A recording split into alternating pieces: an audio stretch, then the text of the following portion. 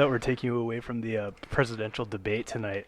Oh, is that tonight? Yeah, dude. Oh, shit. No, that's what we said too. We're like, oh, that's tonight. That's tonight? Wow. I thought that, I mean, that is, yeah, I mean, that's very highly anticipated by me as well, too. I'm very stoked to watch that. Yeah. That's going to be really cool. So, Well, I'm sure we'll see the recording. Oh, I'm sure there'll be a few Instagram clips, probably both ways to be fair, right? Yeah. But I don't know. I'm surprised. This year is so wild, and there's kind of like a weird. I've noticed in people sort of this weird seasonal, almost like a seasonal switch depression or something like that. Of summer was all right, I guess it's summertime. It's not so bad. I can go outside, and now we're just really holy shit, where did this year go? But anyways, it's just wild that it's fall already, and you're like, oh yeah, oh, I guess November's next month, so it makes sense there's debates. So yeah, it's so funny. When the pandemic just started, I was like, oh, at least it's just going into summer. It was a really good time for it to start, I think. At least if you're in, I suppose the northern hemisphere, and which I'm sure all your listeners are probably northern hemisphere anyways, but but yeah, so I was like, oh yeah, at least it's summer. But holy smokes, did that fly by? And now I'm like, oh, now we have to do this all winter. Yeah, that's why I'm trying to get my butt out of here, but we'll see. Yeah. Fly on. Have you flown an airplane since the whole thing happened? I have, yeah, but a very quick one, just from Kelowna to Edmonton. Okay. So they still make you sit in a bubble and all that, or? It wasn't bad. I thought it was actually really good. I checked in to security.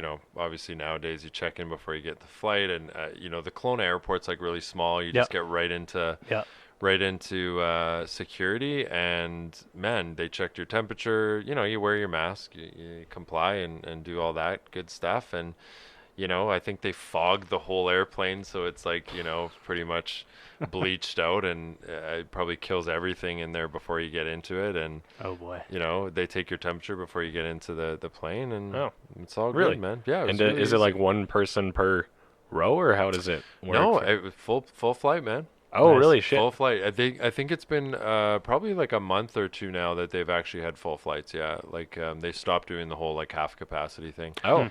And I'm so glad to see it, man. It's you know what? Yeah, we need these airlines to stay afloat, and it's if you want to take, we're all taking our own. It's personal responsibility, right? We're all taking our own risk, and if you feel young and healthy enough, and why not travel? It's a great time to travel, I think. But yeah, there's some uncertainty, so I'm still kind of waiting to see what happens as this second wave before I really go too far, because I was in Bali, like I was saying, last year in March when it happened, and had to rush home, and it was a 36-hour transition. Just of hell. Yeah, of course, back then we didn't know what the hell this was. I truly thought, maybe this could be it.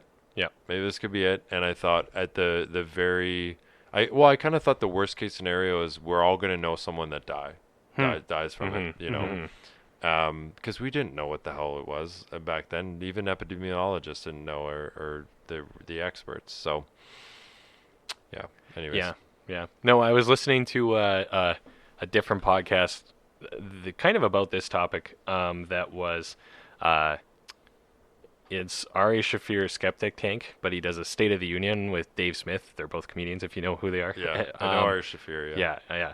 So, but they were just they do a thorough review of each year from kind of a comedy / political standpoint. Oh boy. But anyways, it's 3 hours long, so I'm only an hour long into it. So it's been kind of recapping the start of the whole pandemic thing, and exactly that of yeah, a lot of this shit was wildly wrong, but you were kind of just going off the data at the time, and I don't know, it was pretty scary at the time, right?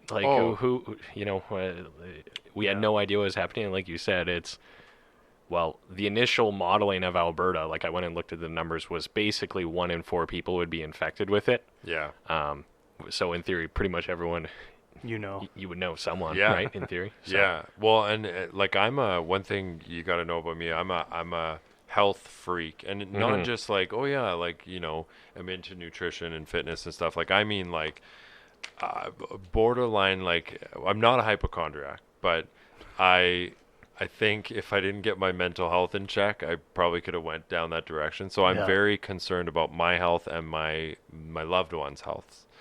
health. And so at the beginning of the pandemic, I was, especially my mom, like I felt so bad for her. Like I was like, Mom, you're eating this, like here's the supplement. And I'm kind of like that already, but I really dove into like what you need to do to protect yourself. And I was on her like a hawk, and I was like, you can't see anyone. Like she literally didn't see anyone for like months. I'm locking you away. And now it's so funny now that we have the data, and I'll be open about this. I know this is, I guess it's considered controversial now because it is polarizing, but I'm respectful to, look, there are some people, like, I don't want my dad getting it. My dad had a heart attack, a year ago or just over a year ago. He's got high blood pressure. He's, pre-diabetic, and, I don't want him getting it. He'd probably be fine, but I still don't want him getting it. I don't want anyone to get it. But now that we kind of know the statistics, I'm a lot more on the side of like, let's live our lives, we got to be rational about this. We have way more of a chance. I was just saying to you boys before this, we have way more of a chance dying driving somewhere than I think we do of COVID. So if you're lucky enough to be young and healthy, or just healthy in general, then reasonably let's live life. Go about your day in business. The CDC statistics just came out this week, maybe last week. I saw that. I think it was like 99.98% survival rate for people that are like sub 35 or something like that. So it's like, well, even if you're under 70, I think it was like 99.4 or something. Yeah, which is better than probably the seasonal flu.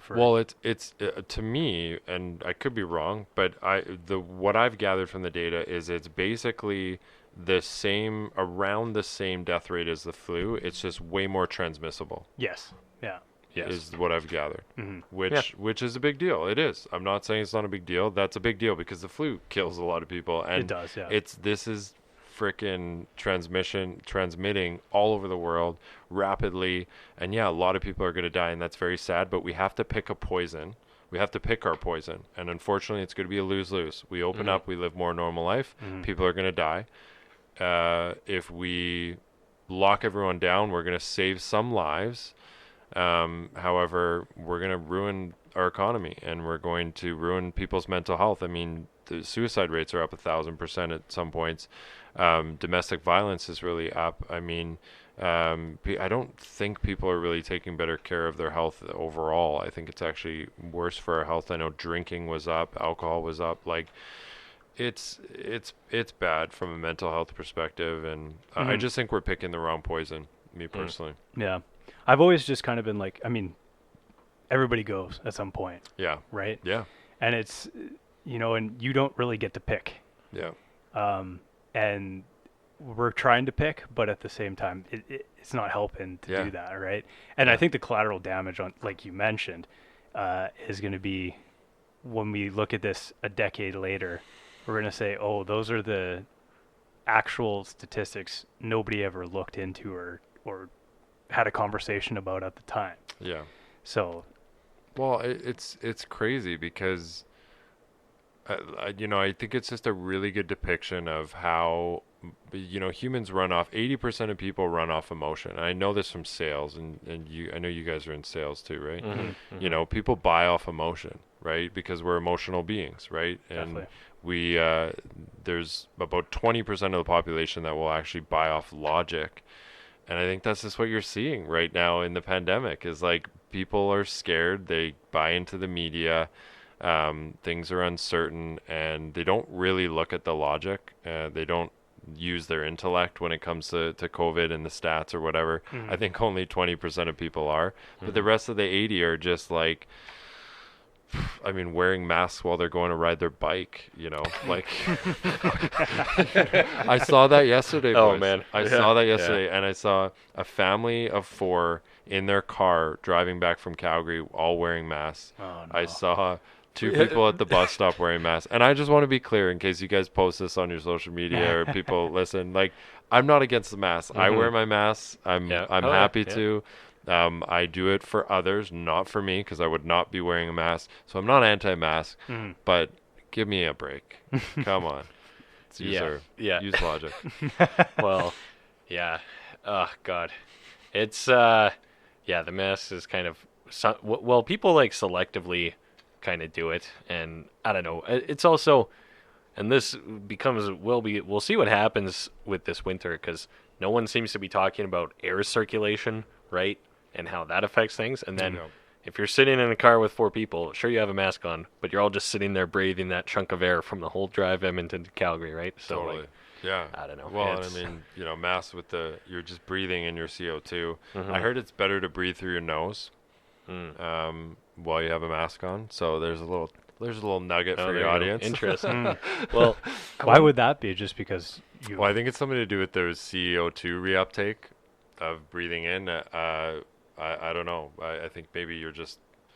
I don't know, man. I maybe shouldn't have said it, because now I have to defend it. But no, actually, where I got that from was Dave Asprey. Do you guys know Dave Asprey? He's the Bulletproof Coffee guy. Yeah, I know. Oh, yeah, okay. Yeah. So I got that from one of his posts. So, anyways, I mean, I can't explain it. I'm usually pretty good with my health stuff, but it was like in passing on Instagram. I'm like, okay, yeah, breathe out of your nose. Okay, cool. That guy's like a scientific fucking. He's an experiment unto himself. Totally, man. What's so impressive about him, and I know he's kind of controversial, some people don't like him, but he'll go toe-to-toe with a doctor. I've seen it any day, and I'm so impressed by people who aren't actually doctors, but they can go toe-to-toe with, like, academics. I love it. I'm not there when it comes to physical health, but, I just love self-education. It's especially nowadays, it's super important. Anyways. Yeah. Yeah. You were gonna say something, weren't you? About with the mask thing. Oh, I don't. It's gone. I will say something. No, I was. Go ahead. I was gonna say. You well, got also using like the reusable masks, like people probably not washing them enough and stuff, so maybe you'll get sick from something else from just having germs. Oh, I don't know. You see people like. Yeah, I go to the mall and you just see people like touching the front of the mask, and I'm like. But I also like because I do the.